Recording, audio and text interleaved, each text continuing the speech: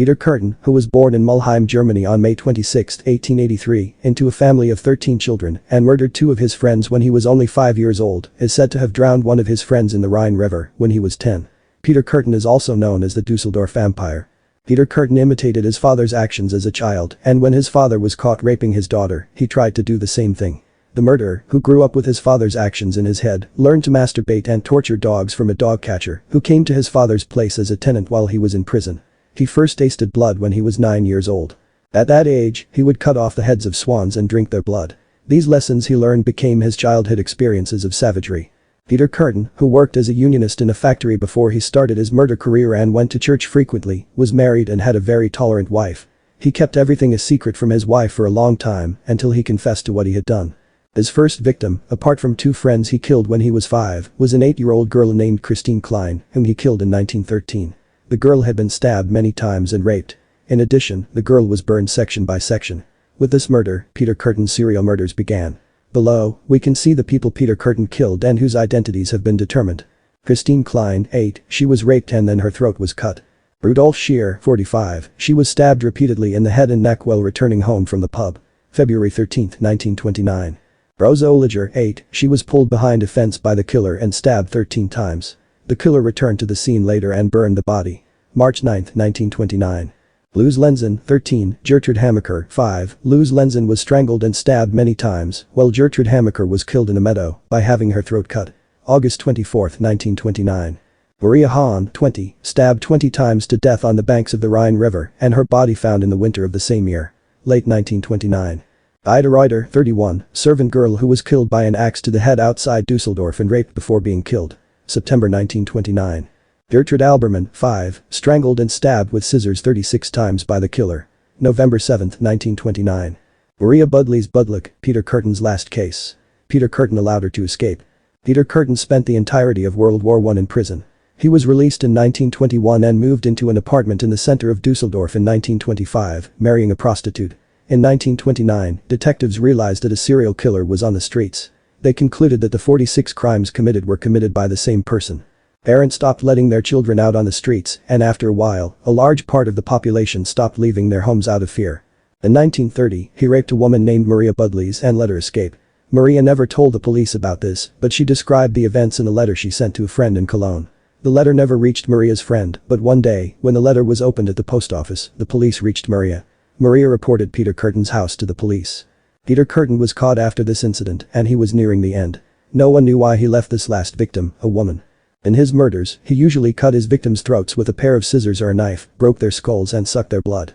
In fact, he did not always choose women as his victims, which shows that he did not always do this for his own sexual gratification. Peter Kürten, whose innocent appearance hides his savagery, has taken his place in the history of criminology as the first serial killer to be interrogated by a psychiatrist. On July 2, 1931, Peter Kürten, who was sentenced to death, was executed by guillotine in Klingelpitz prison. His last wish was to hear the sound of his own head being cut off. I have no regrets. Even though all the things I have done make me ashamed, I must tell you. When I look back, none of the details were bad or annoying at all.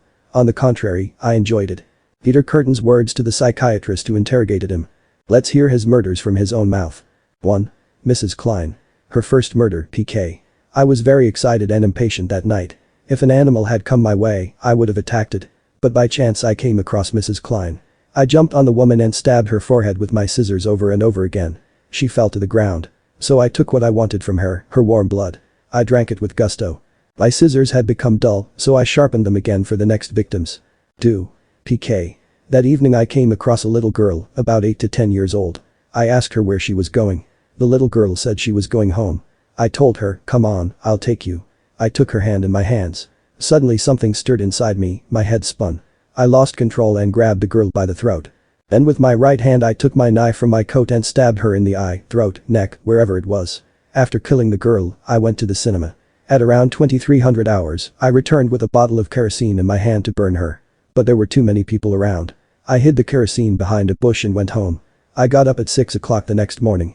The first thing I did was to go to the girl and burn her body with kerosene. 3. Rudolf Scheer. PK. That night at 2200 hours, I went to the park. I waited for 3 hours for a person to pass. Then I saw a man staggering down the road. He saw me and said incomprehensible things to me. I got angry and punched the man hard. The man fell face down on the ground. I took my knife from my pocket and stabbed him in the back. The man suddenly got up and hugged my legs. I didn't expect this at all, but I kept stabbing him. In fact, I stabbed him so deep that I could barely pull him back out. The man let go of my legs and fell to the ground. I dragged him to the ditch. Then I kicked her down the pit. I was just coming home when I remembered the fingerprints I had left on her boots as I was dragging her. It took me 8 minutes to remove all the marks. 4. Anna Gildaus and Mrs. Mantel Gustav Karmlum. PK. At 10 p.m. I went to the fair in Lierfeld. I saw 2 women walking along the street. I followed them. After they separated, I attacked one of the women, Anna Gildausen, with my knife. When the woman started screaming, I ran away for fear of being caught. That night I attacked 2 more people, Ms. Mantel and Gustav Karmlum. 5. Gertrude Hamaker Luz Lenzen. PK. I waited until 10 p.m. to find a victim. I was losing hope when I saw 2 little girls coming down the path. I started following them. Then I approached them and asked the older girl if she could buy me a cigarette from a nearby shop. I gave the girl the money so that while she went to get cigarettes, I was left alone with the little girl. I picked up the little girl and took her to the cornfield. Then I covered her mouth with my hand, laid her down on the ground and cut her throat. I left the knife there and went to the other one. While she was giving me the pack of cigarettes, I suddenly grabbed her by the throat and squeezed her until she was suffocated. As I dragged her to the other one, the girl suddenly came to life and started screaming, escaping from my grasp. So I took the knife and threw it at the girl. I had shot her in the back. She fell to the ground. I pulled the knife out of her body and stabbed her a few more times. Then I left them both there. 6. Ida Reuter. PK. That Sunday at 6 p.m. I went out to look for victims. I had my hammer with me. I met a young woman at the train station. I invited her to have a drink. We had a few beers together and then we started walking through the woods. She said it was dark ahead and she didn't want to go any further. I was looking around to see if anyone was coming. When I realized that there was no one else around, I took out my hammer and hit the girl right in the forehead. She fell to the ground. When I heard the footsteps approaching, I grabbed her by the hands and hid her behind a bush. I waited until the people passed by. In the meantime, the girl came to. She started begging me to let her go. I pulled her into the wood and hit her in the head with my hammer a few more times. 7. Elizabeth Dorier. PK. Around 2300 hours I was walking around with my hammer in my pocket. I saw a delicate girl standing in front of the theater. Her name was Dorier. I asked her if she would walk with me. She was not willing at first, but I managed to convince her. Just like Ida, we had a beer together at first, then we started walking along the river. Suddenly I stopped a step behind her and took my hammer out of my pocket. I brought the hammer down on her head with all my strength. She collapsed to the ground just like Ida. I pulled her behind the bushes and crushed her head with my hammer. 8. Gertrude Alberman. PK. Around 1700 hours in the afternoon I took my knife with me and went for a walk. I saw a girl of 5 to 6 years old playing by herself.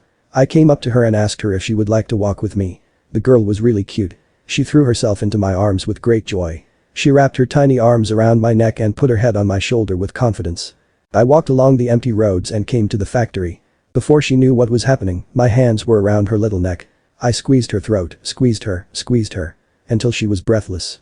Then I took out my knife and cut her body into pieces. I threw her lifeless body among the garbage. I wiped my hands on the grass there and cleaned it. 9. Maria Hun. PK. On August 8, I was walking alone in the zoo. I had no intention of killing anyone. I sat on a bench. The girl sitting next to me turned to me and wanted to talk to me. After a long conversation, we decided to go out together the next Sunday. On August 15th, we had a bottle of wine at the Stindemühl restaurant. After sitting there for about 3 hours, we went somewhere else to have soup and beer. After eating our fill, we went for a walk in the meadow. That's when I decided to kill her. I took her behind a big bush next to a ditch. We sat on the ground. It was 9:20. Suddenly I grabbed her by the throat and hit her head on the block next to me, but she came back to her senses after a short while. Thereupon I stabbed her neck with the scissors in my hand. She lost a lot of blood. She came back to her senses after a short while. She started begging me in a low voice. I couldn't stand her voice. I got angry. In order to completely silence that voice, I stabbed the scissors into her heart. I listened to the sound of blood gushing. This sound was more peaceful than the other sound. 10. Christine Klein. PK. I was involved in burglary at the time. One Saturday evening I was looking for a suitable place to rob on Wolfstrasse. The Cologne Inn, where the Klein family lived, caught my eye. At around 10 to 11 at night I climbed upstairs. I opened a few locked doors, but I couldn't find anything valuable to steal inside. Then I came to a room where a little girl was sleeping. The child's head was turned towards the window. I covered her mouth with my left hand and started squeezing her throat with my right hand. The girl woke up and struggled but eventually lost consciousness. I had a small but sharp knife in my pocket. I took the girl's head in my lap and suddenly cut her throat with my knife. I watched the blood flow for a while. Then I put the girl to bed and covered her. I wiped the traces in the room and locked the door on her. 11. Charlotte Ulrich. PK. We had a glass of beer with the girl. Then we went to the Grafenberg woods. The girl was afraid of the dark. To calm her down, I told her that couples who loved each other always came here and walked hand in hand. I took her to a secret place called Love's Pass. Before the girl, who was mesmerized by the view, could understand what was happening, I had already brought my hammer down on her head. She screamed and fell to the ground. I could not see enough blood. So I hit the girl on the head with all my might a few more times. When I saw that her head was covered in blood, I left her there alone and in that state. Peter Curtin. It is not true that I killed everyone who came my way. It was important to me who I killed. What I wanted was to find people who would excite me with their screams and begging, who would make me feel good. I wasn't attacking people with the intention of killing them, but when I started stabbing the person I caught, the rest came. If I were outside right now, I don't know what I would do. I can't give you any guarantees because I wasn't doing what I did consciously. Maybe I wouldn't have acted differently. If I were allowed to kill people, I would have committed a massacre that has never been seen before in the world.